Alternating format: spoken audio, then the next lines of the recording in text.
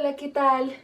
El día de hoy vamos a hablar de dos neurotransmisores sumamente importantes en nuestro cuerpo, que son la adrenalina y la noradrenalina, que también son conocidas como epinefrina y norepinefrina.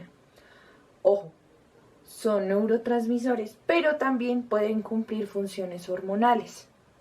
¿Listo? La noradrenalina está presente en la mayoría de terminaciones postganglionares. Quiere decir después de los ganglios. Bueno, ¿y estos ganglios qué son? Pues estos ganglios son como grupitos que tienen dentro de sí ciertos cuerpos neuronales. Estas terminaciones todas son colinérgicas. ¿Qué quiere decir? Que segregan acetilcolina. Esto con el fin de... no, es más bien es necesaria para generar ciertos procesos de transmisión nerviosa que servirán para contracción muscular y para neuronas motoras. En su forma de neurotransmisor son secretados por la glándula suprarrenal y se forman a partir de hidroxilación y descarboxilación de la tirosina. ¿Esta para qué sirve? Bueno, la tirosina sirve en múltiples procesos de transcripción de ADN y es la que va a generar ciertos procesos en masa para generar los genes correspondientes a cierta respuesta de cierto estímulo. La noradrenalina específicamente sirve para regular los estados de ánimo, controlar situaciones de ansiedad y también controlar lo que nos importa en este momento, los estados de alerta. Estos estados de alerta, ¿por qué nos importan? Porque para nuestro proyecto de aula trabajaremos dos emociones supremamente importantes que no sabíamos que de hecho eran emociones, que son la sorpresa y la anticipación. Y esos momentos donde uno queda como todo, ¡tate quieto! Porque no sabe qué hacer. Bueno, así, sorpresa o anticipación cuando digamos preveemos cierta situación y nuestro cuerpo se prepara para reaccionar. Estas dos emociones hacen parte de un sistema sumamente importante y es el sistema nervioso simpático. No es que sea simpático de ¡ay, me hace reír! No. Simpático es porque prepara una respuesta. Quiere decir, eso más bien se le llama una respuesta de lucha o huida. Como bien lo dicen esas dos palabras. O te enfrentas a la situación o te vas corriendo de ese lugar, pero así. La tirosina sirve principalmente para recuperar cierta energía que nuestro cuerpo ha gastado para controlar la depresión y es precursor de la dopamina, que en este momento no la trabajaremos, y la adrenalina, que es nuestro top el día de hoy. Ahora, estos dos neurotransmisores, en calidad de neurotransmisores, van a tener ciertos receptores que se denominan receptores adrenérgicos. Yo y mis preguntas, ¿no? ¿Qué es? Adrenérgicos quiere decir que están acoplados a proteína G.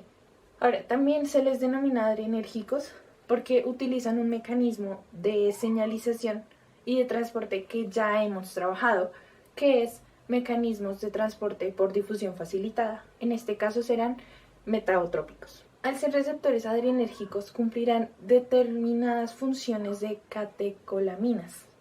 Perdón, esa palabra se me enreda un tris. Catecolaminas. Quiere decir que tienen un anillo catecol. ¿Y este anillo catecol qué onda? Es un anillo de benceno unido a dos hidroxilos en su carbono 1 y 2. Y pues también se relaciona fuertemente con la doble función que cumplen de hormona y neurotransmisor. En los procesos de señalización necesitaremos tres elementos fundamentales. Tres, no lo olviden. Proteína G, claro está porque está anclada la proteína G. Fosfolipasa C y por último, adenisiclasa. Estos dos últimos, fosfolipasa C y adenisiclasa, servirán para producir segundos mensajeros que serán vitales en procesos de transcripción y actúan como proteínas citosólicas sinasas. Estas sinasas son fundamentales para procesos de transcripción. ¿Por qué? Porque digamos que transportan fosfato a ciertos desechos de aminoácidos y esto generará ciertos genes de respuesta a cierto estímulo.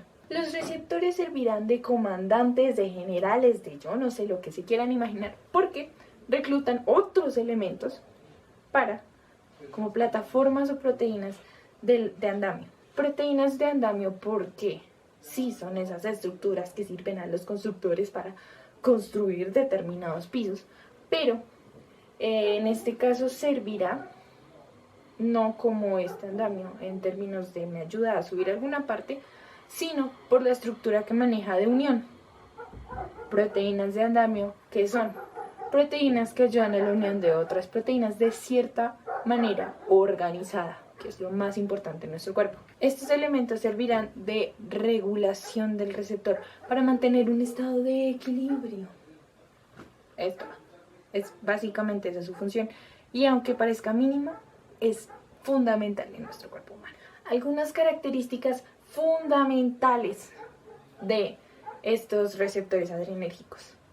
Primero, como ya lo hemos visto, está anclada a proteína G. Esto servirá para procesos de señalización y de transporte. Contiene 7 regiones hidrofóbicas o hélices transmembranales, 3 asas extracelulares que servirán en los casos de unión con el ligando y 3 asas intracelulares, un extremo amino extracelular y un extremo carboxilo que será intracelular. Estos receptores adrenérgicos pueden cumplir 2 funciones y conforme a eso van a tener 2 nombres diferentes, o adrenoreceptores presinápticos, que estarán justamente antes del espacio sináptico que existe entre las neuronas. En ese caso se expresarán en neuronas simpáticas, que es lo que venimos hablando de esa preparación que tiene nuestro cuerpo en función a determinada respuesta. El otro tipo es adrenoreceptores postsinápticos, que se encuentran después del espacio sináptico. Estos receptores responden a determinados cambios en el ambiente. Esos cambios en el ambiente los que nos prepararán o para luchar o para huir, nos servirán para controlar la circulación y la concentración en el torrente sanguíneo de determinados elementos. Tenemos el agonista del receptor, y cuando se suma a ese receptor generará un cambio en la conformación para acoplarse y lograr cumplir con su función de acuerdo a ese acoplamiento que logre con la proteína G. Cuando la proteína G se activa, que sucede al mismo tiempo que el receptor, muy importante tenerlo en cuenta, intercambia guanosindifosfato con subunidad alfa inactiva en guanosintrifosfato. Esto sucede mediante la hidrólisis por subunidad alfa, que permite la asociación entre la subunidad alfa y la subunidad gamma y beta, gamma beta. Ahora vamos a hablar un poquito sobre cómo funciona este neurotransmisor de la noradrenalina. Entonces, al llegar al neurotransmisor, se liga a unos receptores llamados alfa 1 y alfa 2, y al ligarse con la noradrenalina van a generar que se active la proteína G. ¿La proteína G para qué? Para que la proteína G se encargue de generar segundos mensajeros y así puedan seguir replicando la información que traía el neurotransmisor. Entonces, por otro lado, voy a especificar cómo funcionan los receptores alfa 1 y alfa 2. Entonces, alfa 1 tiene la función principal de activar la célula, en este caso la neurona. En cambio, la alfa 2 tiene la función de inhibir la neurona. Ahora los receptores beta 1. Estos receptores cumplirán mediante estímulos determinados de nuestro cuerpo que generarán 1. Una respuesta cronotrópica positiva. Eso suena a tiempo y a que es bueno. Es algo así. Sirve para controlar el pulso cardíaco. Es por eso que en nuestras emociones veremos que en cierto punto nuestro cuerpo se sobresalta tanto que nuestro cuerpo empieza a bombear sangre de manera muy rápida. Esto por lo que se acelera el pulso cardíaco y por eso creemos que nos vamos a morir ahí de una taquicardia impresionante.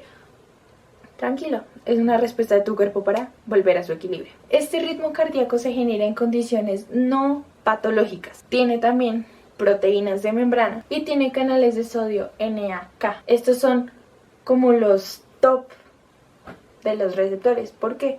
Porque estos se encuentran abiertos, dispuestos a asumir lo que venga.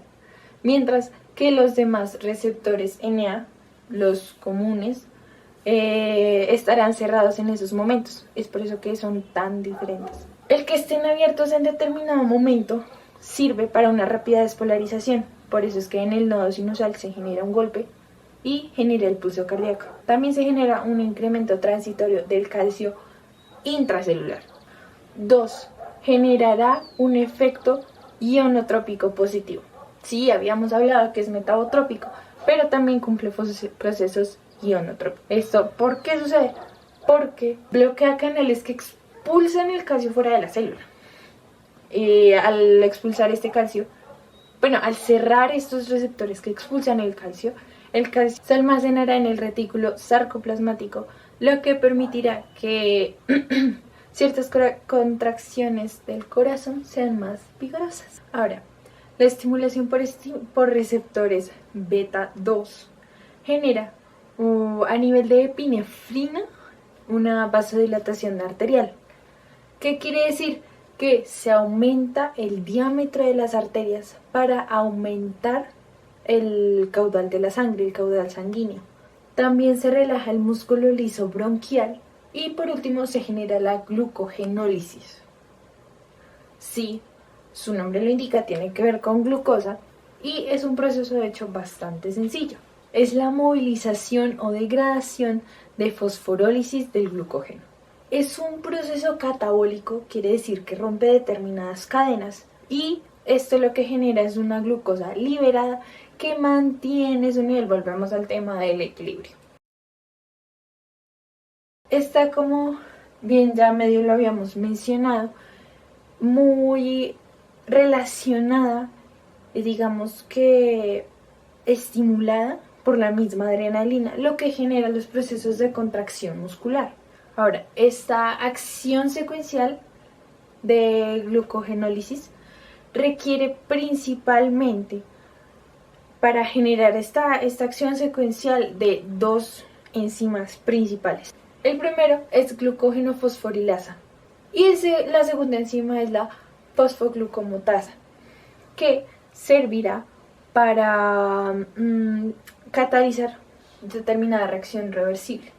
Ahora, todos estos receptores que hemos mencionado nos servirán para generar una cadena de reacción. Otro aspecto bastante importante de los receptores beta es que en su mayoría son inhibidores, excepto, muy importante acá, en el caso del músculo del corazón.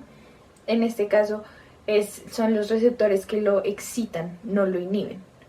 Justamente por eso es que hablábamos de el pulso cardíaco, el nodo sinusal y todas las partes que tiene las ondas del pulso cardíaco. Ahora, los receptores, un dato curioso, digámoslo así, es que los receptores beta 1 trabajan de manera equitativa para epinefrina y para norepinefrina, mientras que los receptores beta 2 trabajan más de la mano con la epinefrina.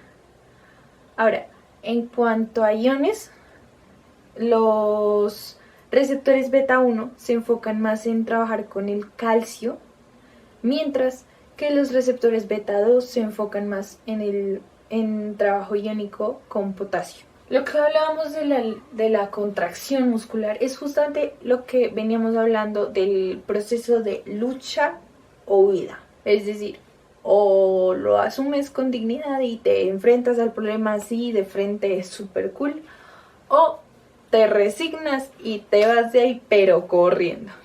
La cuestión es, ¿qué prefieres? Muchísimas gracias por su atención.